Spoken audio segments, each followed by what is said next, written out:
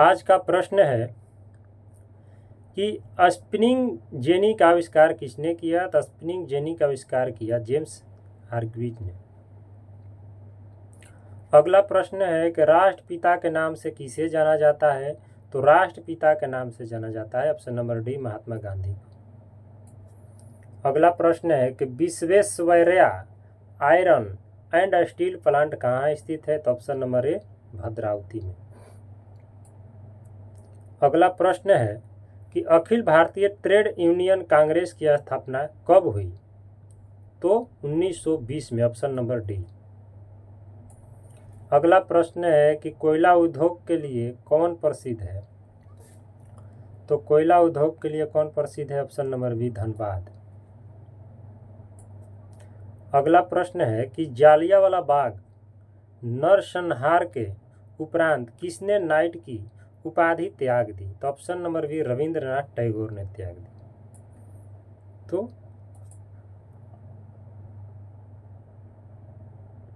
प्रश्न 6 है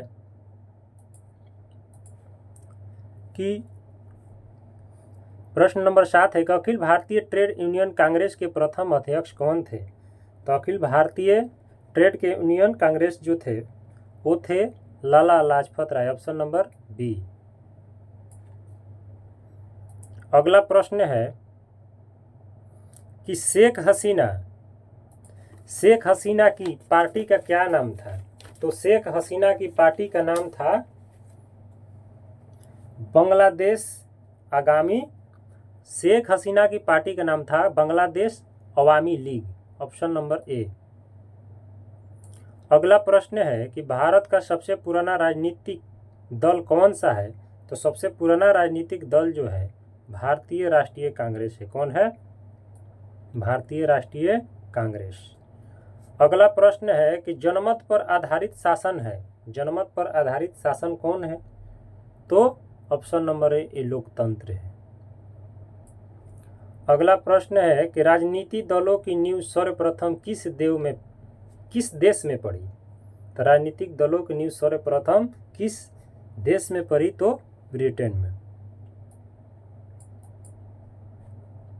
किस देश में पड़ी?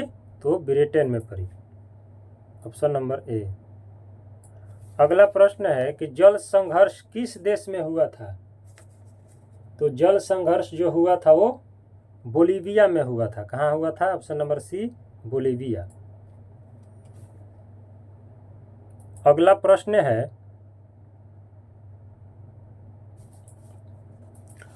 प्रश्न है कि निम्न में से किसे लोकतंत्र की जीवन रेखा कहा जाता है? तो लोकतंत्र की जो जीवन रेखा है उसे हम राजनीतिक दल, ऑप्शन बी को कहते हैं। अगला प्रश्न है कि गौरवपूर्ण क्रांति कब हुई? तो गौरवपूर्ण क्रांति जो हुई वो 1688, ऑप्शन नंबर बी में हुई। अगला प्रश्न है कि भारत की वित्तीय राजधानी है, भारत की वित्तीय राजधानी कौन है? तो मुंबई है। भारत की वित्तीय राजधानी कौन है? मुंबई। अगला प्रश्न है कि निम्नलिखित में से कौन नई आर्थिक नीति का अंग नहीं है? तो राष्ट्रीयकरण, ऑप्शन नंबर ए। अगला प्रश्न है कि कौन सी आर्थिक क्रिया ग्रामीण क्षेत्रों में प्रमुख है? तो आर्थिक क्रिया ग्रामीण क्षेत्रों में प्रमुख जो है ऑप्शन ए प्राथमिक है। अगला प्रश्न है कि गैस एवं बिजली उत्पादन को किस क्षेत्र के अंतर्गत रखते हैं? तो द्वितीय क्षेत्र, ऑप्शन नंबर बी। अगला प्रश्न है कि निम्नलिखित में से किसे द्वितीय क्षेत्र भी कहा जाता है? तो औद्योगिक को, ऑप्शन नंबर बी, औद्योगिक को भी द्वितीय क्षेत्र कहा जाता है। अगला प्रश्न है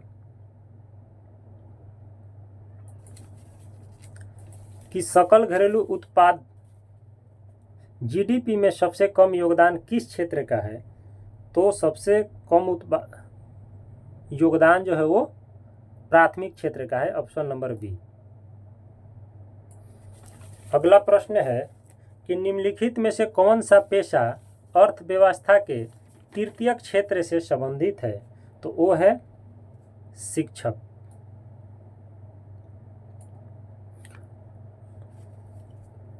अगला प्रश्न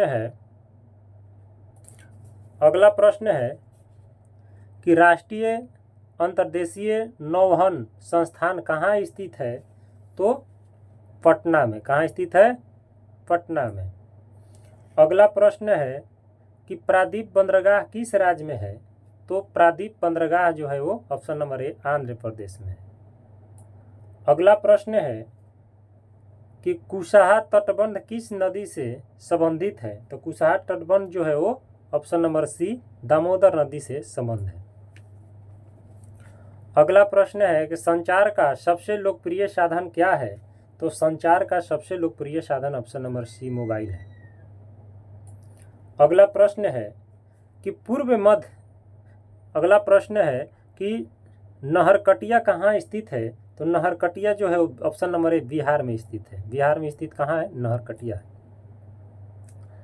अगला प्रश्न है कि पूर्व मध्य रेलवे का मुख्यालय कहाँ है? तो पूर्व मध्य रेलवे का मुख्यालय है जो ऑप्शन नंबर बी हाजीपुर में है।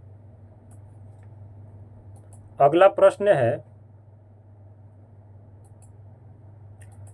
कि ऑल इंडिया रेडियो की शुरुआत कब हुई? तो ऑल इंडिया रेडियो की शुरुआत जो हुई 1936 में हुई, ऑप्शन नंबर सी में। अगला प्रश्न है कि भारत में सैकड़ों की लंबाई की दृष्टि से प्रथम स्थान किस राज्य का है? तो प्रथम स्थान जो है ऑप्शन नंबर ए महाराष्ट्र का है। अगला प्रश्न है कि रेल यात्री बीमा योजना की शुरुआत किसने की? तो रेल यात्री बीमा योजना की जो शुरुआत की वो वित्त मंत्रालय, ऑप्शन नंबर सी। तो आज की क्लास हम इतना ही प्रश्न से समाप्त करते हैं।